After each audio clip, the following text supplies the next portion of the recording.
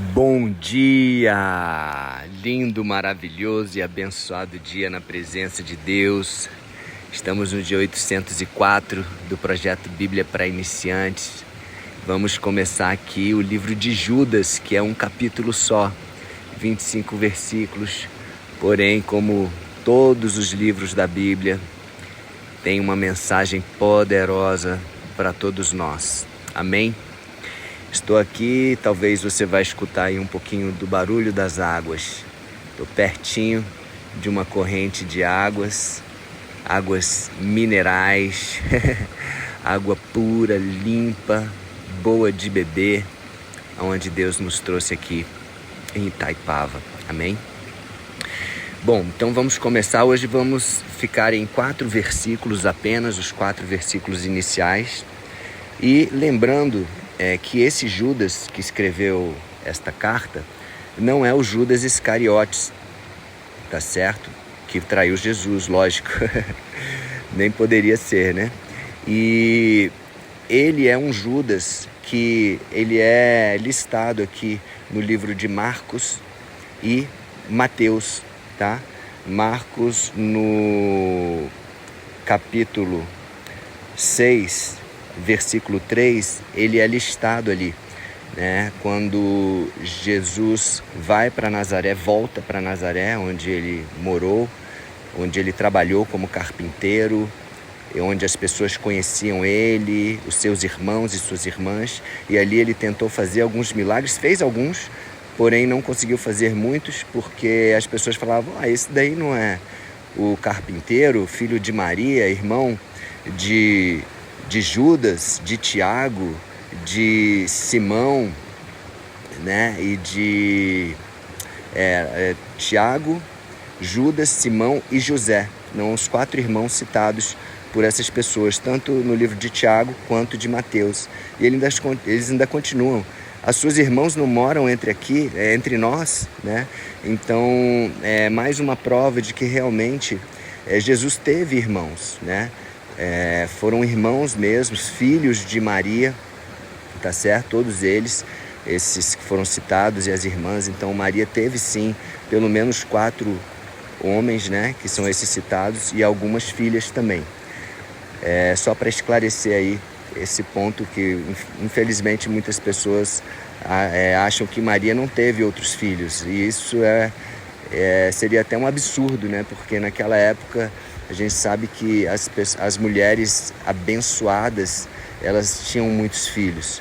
E Maria foi muito abençoada, talvez a mais abençoada de todas as mulheres, né? Uma pessoa incrível, maravilhosa. E por que as pessoas atribuem a Maria essa fama de ter tido só Jesus? Aí eu não sei explicar direito, mas enfim, talvez dizendo que ela foi virgem, não teve relação sexual. E isso é verdade até o ponto dela ter Jesus. Depois ela teve uma vida normal, de um casamento, creio que um casamento muito abençoado. E como é que um casamento abençoado, maravilhoso, como Deus planejou, não teria as relações íntimas, né? E como essas relações íntimas para uma mulher tão abençoada não geraria mais e mais frutos para esse casal tão abençoado, né? José também, um cara espetacular, né? Que deve servir de exemplo para todos nós, tanto Maria quanto José. Amém? Então vamos lá. No livro de Judas, capítulo 1, versículo 1, diz assim: eu, Judas, servo de Jesus Cristo, irmão de Tiago. Ele fala servo de Jesus Cristo, não fala irmão de Jesus Cristo, mas como uma reverência, né? Mas a gente sabe que ele era irmão também de Jesus. Talvez todas as pessoas que estavam lendo a carta já tinham essa informação, então não tinha necessidade talvez de falar isso. Mas servo de Jesus Cristo e irmão de Tiago, escreva esta carta aos que foram chamados, isto é, aqueles a quem Deus o Pai ama e a quem Jesus Cristo protege. Versículo 2: que vocês tenham mais e mais a misericórdia, a paz e o amor de Deus. Versículo 3: meus queridos amigos, eu estava fazendo todo o possível para escrever a vocês a respeito da salvação que temos em comum. Então senti que era necessário escrever agora, para animá-los a combater a favor da fé que, uma vez por todas, Deus deu ao seu povo. 4. Pois alguns homens que não temem a Deus entraram no meio da nossa gente sem serem notados. Eles torcem a mensagem a respeito da graça do nosso Deus, a fim de arranjar uma desculpa para a sua vida imoral. E também rejeitam Jesus Cristo, o nosso Senhor e único Mestre. Há muito tempo que as Escrituras Sagradas anunciaram a condenação que eles já receberam. Bom, esses são os primeiros 4 versículos. E a gente já nota aqui uma tendência de Judas de trazer um alerta, de trazer uma exortação, um aviso para aquelas pessoas da igreja, né? Ele encaminha essa carta às pessoas da igreja, aos amigos, né? Meus queridos amigos, ele chama, e ele já dá aqui um aviso bem forte, né? Olha, cuidado com esses homens que dizem que temem a Deus, né? Ele fala aqui, pois alguns homens que não temem a Deus entraram no meio da nossa gente. Então são lobos vestidos de cordeiros, lobos em pele de cordeiros. Eles estão aí no meio de nós. Então, muitas vezes eu vejo as pessoas se decepcionando com a igreja, né? E até às vezes com líderes da igreja, e aqui ele vai falar sobre isso também. Mas nós temos de ter cuidado, gente, porque a estratégia do inimigo, lógico que ele tem uma estratégia de infiltrar pessoas que não são de Deus, aonde? Na igreja. E a igreja é um lugar onde nós recebemos as pessoas, nós temos portas abertas para as pessoas, mas às vezes, muitas vezes até pela ingenuidade, recebemos pessoas que estão ali fazendo o mal a serviço do inimigo. Mas Deus é tão bom, tão poderoso, que até essas pessoas elas podem ali no momento de arrependimento se converter, né? Eu creio que é por isso que o próprio Jesus fala que o joio e o trigo crescem juntos, mas na hora certa eles vão ser separados. Cabe a nós termos o discernimento. Amarmos? Sim, amarmos, mas com discernimento. Por isso que é importante, gente. O projeto é Bíblia para Iniciantes, mas a ideia é que você não precise depender do LP mais. Não precise depender de um pregador mais. Lógico que é interessante, não estou falando para você nunca mais ouvir um pregador, uma pregação, lógico que não é isso que eu estou falando. Mas é importante você ter o seu relacionamento íntimo e pessoal com Deus através da palavra. Porque a palavra, ela nos direciona, é uma bússola para nós. Olha só o aviso que Judas está dando aqui, quão precioso é esse aviso. Olha só, ele fala: homens que não temem a Deus entraram no meio da nossa gente sem serem notados. Eles torcem a mensagem a respeito da graça.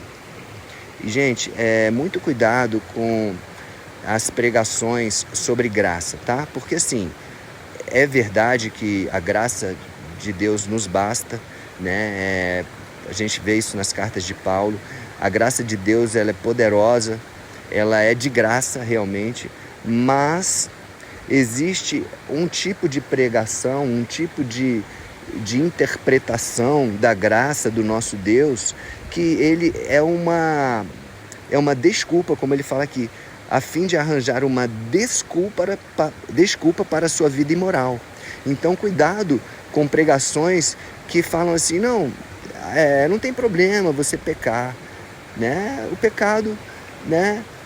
Tem a graça de Deus, a graça vai cobrir, não tem problema você ter relação sexual antes de casar, não tem problema você ter uma vida na homossexualidade, não tem problema você ter uma vida na bebedeira, não tem problema você mentir, não tem problema nisso, não tem problema aquilo. E quando você vai ver, a pessoa dentro da igreja tá pecando mais do que a pessoa de fora da igreja, ou tanto quanto, né? Não pode, gente. Uma das evidências que a pessoa nasceu de novo, ela é buscar a santidade de uma forma forte, buscar a Jesus, a perfeição, buscar o exemplo maior que é Jesus, que não mentiu, o único que passou pela terra e não mentiu, que não pecou, buscar esse exemplo de Jesus. Então temos de ter muito cuidado. E fala aqui, eles também rejeitam Jesus. Por quê? porque a vida deles não é como Jesus. Eles não têm Jesus como alvo, como referência, como modelo. E diz há muito tempo que as Escrituras Sagradas anunciam a condenação que eles já receberam. As Escrituras Sagradas já têm falado sobre isso, né? Se você for ver lá em Sodoma e Gomorra, o próprio dilúvio, né? A condenação que Deus trouxe e salvou ali José e sua família, Noé e sua família. Entende? Então tem muita coisa nas Escrituras que já fala sobre essa condenação.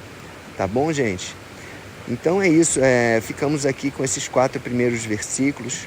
É uma carta muito importante, preparando aí para a gente entrar em Apocalipse, que é o próximo livro, né? Próximo e último livro da Bíblia, que fala, né, coisas muito, muito importantes para todos nós. E vamos prestar bastante atenção em todos os avisos, todas as palavras, as exortações de Judas, porque o tempo está chegando da volta de Jesus. Muito em breve, Jesus está voltando. Espero que você tenha tempo de ouvir essa mensagem e de se arrepender e de estar preparado como aquelas 5 virgens prudentes que estavam preparadas para a volta do noivo. Amém? Então é isso. Um beijo no coração e até o próximo dia do projeto.